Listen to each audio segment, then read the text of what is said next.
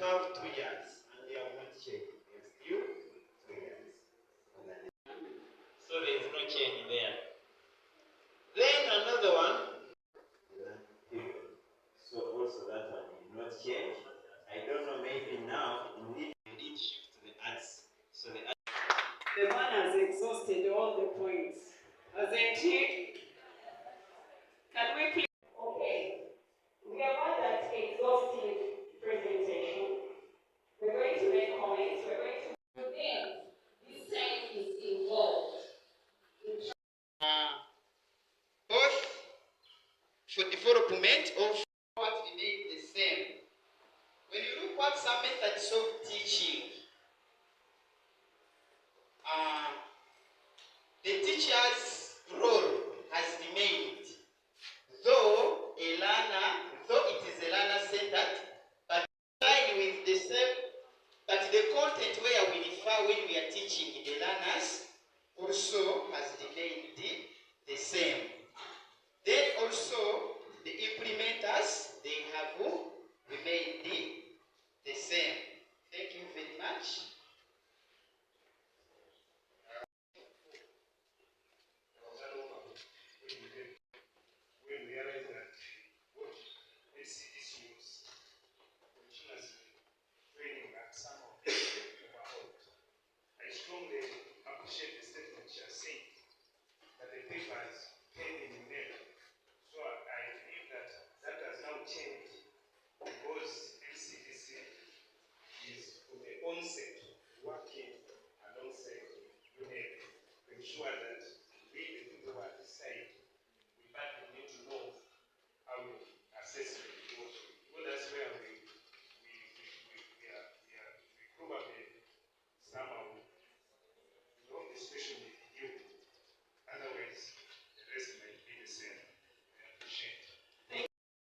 You are a facilitator, and that is why you are facilitating this. Okay? So, in other words, there is project work. Actually, in TP, there is what we call unexplainedness, which results into the project work of an individual. So, my expectations when I came here, actually, I've been one of those people who were happy to hear that coming for this training, expecting to be, especially in the assessment area, I need to be a little bit enlightened more. So that when I go back wherever I'm going, I am assured of what to report. Thank you very much. See the soft copy of the syllabus and we just printed. Let us not have the same scenario that happened in O level where we have varying soft copy syllabi and we don't have clear information on which syllabus to use. Previously, this last week, we have been at Mount St. Mary's for system training and we had 2 different syllabi for chemistry in our section, and people were saying there's that syllabus which is not having H for chemistry. It is not. There's one which is having I without H, and they are there. All ABCDs with the signatures. No information has been disseminated on which syllabus to continue, and we may end up either giving more or leaving out some concepts. I really want to thank you for this organization. May God bless you. how we are going to do assessment. It's part of the package, particular website. But maybe you have a comment about, I think, something to deal with the hard copy that you are going to get the schools. But the OC will be able to communicate in that effect. I hope I've answered the 2 questions. But this is just the beginning. We are still unpacking. So a graduate profile of what a learner is expected to be able to do, or even to show us a behavior modification at the end of a topic. But the good thing is that this preliminary work has solved the issue. Then the learning outcome, am I accepted to speak about it? Yeah, thank you very much. That first column, still under 1.16, learning outcome, I think there was a mismatch of the plural and singular. Learning outcome is a statement of the knowledge, understanding, skills, generic skills, values, and attitudes. That's where we used to talk of Kusiva, but here they have added the generic skill on top of the Kusiva. That is the name of the topic. Thank you. Amanya Christine Kondake, head teacher Royal College Namubongo. Tuli wano ku training ya A-level ya NCDC. Tusomye ebintu bingi nnyo, twatandika nga tetulina training, naye we are very glad that today facilitators baze bali mu kusomesa. So we are grateful, we've learned a lot, and we hope everything is going to be well. Among the good things with this new race curriculum, nti abaana bajjayo ebintu ebyenjawulo obawa theme, and they are able to bring outcomes, the expectations, you get them very well. Obawa topic, bondi bakuwa kyobasuubiramu as a facilitator. So basolovinga ebizibu bingi nnyo nga bakozesa ebintu ebitwetoolodde mu environment yaffe. Then ebizibu bye tusanze, twatandika this new curriculum nga tewali textbooks, batugamba tukozese old textbooks. So it has been challenging to bring out something that is new using the old textbooks. But with this facilitation that is going on, we believe we shall get there. Thank you very much. Something better than old curriculum, because in the new curriculum, he makes a research and solves a problem himself, which is different from the old curriculum. Because the old curriculum, omusomesa yajanga mu class, ojja ne notes, n'osomera abaana, and students would just cram things, go and write them. After like 10 minutes, you would realize the student could not recall even what he or she is from writing and examination. But with this new competence-based curriculum, because of scenarios, omwana asobola kujjukira buli kimu nti n'obwomuwa that scenario, he is able to answer the task because akozesa magezi ge ng'omwana wabula si kulamuwaka nga bwe kyali old curriculum. So assessment, we hope to get it from this training because it has not yet come out well. But when we compare what we got in O-level, we think it will be the same with A-level, where they use A, B, C, D, and E, then O in A-level. So we hope even this A-level it will be the same.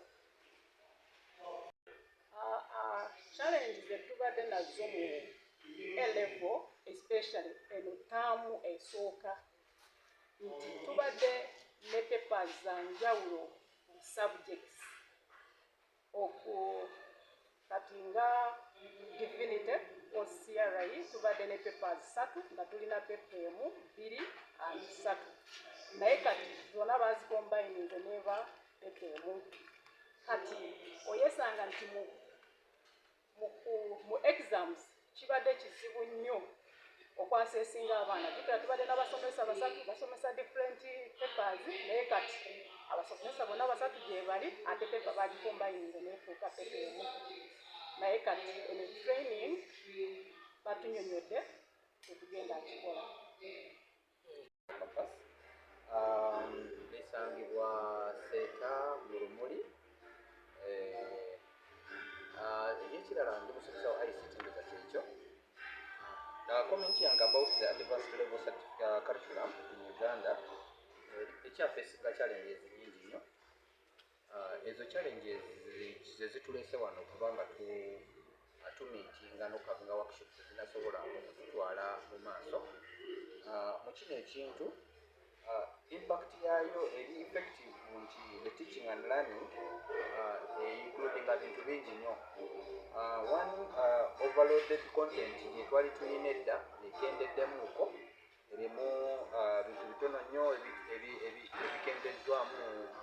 bakendezza ku subjects ezimu kati nze nga mu ICT kikendedde nnyo naye obviously woba otumidde ku adequate teaching resources ze batugambye kino tulina ozeenoonyeza tulina okufuna teaching items zetwakozesa mu O-level ezimu okuzikozesa ne mu A-level. Teaching preparedness tetwali nnyo kiri awo nti documentation ezafuluma mangu kyoba olaba ne tumaze taamu nga tetumanyi na kumanya paper ki erina okukolebwa subject ki erina paper 1 subject ki erina paper 2 subject ki erina paper 3 so we taught in a block form which encompasses most of these items. Assessment erina limitations nyingi zetufunyemu. It heavily focused on final exams because tetwalina kukola kyebayita activities of integration, though in a teaching of O-level it was specified that tulina okukozesa activities of integration, end of year assessment or end of cycle assessment, tulina kukola formative n'ebigenderako byonna. Naye obuzibu obufunyemu obutonotono obulala buli limited ICT integrations. Amasomero agamu ewaffe tuli bulungi kyemba ngamba abaana tubawa computers naye amasomero agamu agasinga tegalina computers. Kirala internet ali too expensive. Oba otunuulidde according to your presence in the main hall tusobodde okufulumya ebintu ebimu nga bikwatagana na ICT at most case because bagambye ICT integration naye osanga amasomero agamu tegasobola accessinga internet is very expensive. Oba okitunuuliddemu obulungi kirina wekikola ki bwekitawanyizaamu. Maybe large ekirala challenge endala gyendabamu ye large class size. Osanga essomero nga lirina abaana nga 2 mu class emu 100 mu musomesa omu subject emu. Oba otunuuliddemu bagambye kino you teach as you assess. Ekintu kidependinga ku mwana si musomesa yasomesa n'omwana yalina okukola ki okuwa knowledge. Ndoza bye byemba mbadde nninawo manyike nze mukulu wa essomero lya Faith High School Esonde. Olwaleero luno 13 Ogwokutaano lunaku olusoose mu training gye tulina egenda kubeerako paka Lwakutaano nga 16 nga NCDC training abasomesa mu new curriculum ya A-level kubanga new curriculum eya O-level yatandika mu mwaka gwa 2020 naye COVID bwe yajja tufunamu emyaka 2 gyataataaganyizibwa COVID. Naye bwe twaddamu abo abaana boolaba bayingidde senior 5 kati baaliwo bye twasooka nabo mu new curriculum eya O-level. Kale nga kitukakatako ng'eggwanga okuba nga tulinnyisa eddaala tufune curriculum empya ku A-level. Era eno training gye tulimu manyi nti ejja kuyamba abasomesa abasinga okukozesa okumanya kuli kwe twafuna mu O-level twesanze nga si bipya nnyo. Kale manyi training ene n'agenda okuggwa ng'abasomesa abasinga bagetinze empowered bafunye obwo obusobozi bwe basobola okukozesa okuyamba omwana okuvaamu omwana anaagasa eggwanga aneegasa ye n'okugasa abo baabeera nabo kubanga new curriculum eyamba omwana okuggyayo ekyo ekyamutonderwamu okubanga asobola okukikozesa. So different old curriculum yasabanga nnyo omwana okubanga ategeera ngeri ki ey'okuddamu ebibuuzo oba ey'okufuna max ennungi. Naye no curriculum empya ekkiririza mu buli mwana okubanga abaana bonna balina obusobozi Katonda be yabassaamu. Kale bwe tugezaako okuggyayo abaana ba new curriculum eya A-level nze ndowooza nti banaavaamu abaana ab'omugaso okusinga abaana aba old curriculum kubanga abaana bano aba new curriculum eya A-level balowooza bulungi okusinga, baplaninga bulungi okusinga, bayiiya ate ne bekkiririzaamu nti newakubadde ensi egaanye nsobola okutandika n'entandika nzekka nembaako kye neegasizaamu ekitaaliwo mu old curriculum. So new curriculum nze ndowooza nti nnungi okusinga old curriculum, era nkubiriza abazadde bannange, basomesa bannange, abaana katugiwagire eya A-level. Tetulina bitabo biryawo ebigereke nti kino kitabo kya new curriculum ekya A-level ekifulumizibwa Ministry of Education. Era nga bwe twatandika new curriculum eya O-level twatandika ne tusomesanga nga tetubirina, yajja letta. Ndowooza ne ku mulundi guno nkakasa nti gavumenti ejja tuwa materials ezo esobola okuyamba omusomesa okumanya to present coherently. This is the content that we are supposed to be presenting. Bino bye tulina enti okuba nga tusomesa abaana okusinziira ku textbook oba ofunye naye nga syllabus books NCDC yali ezituwadde.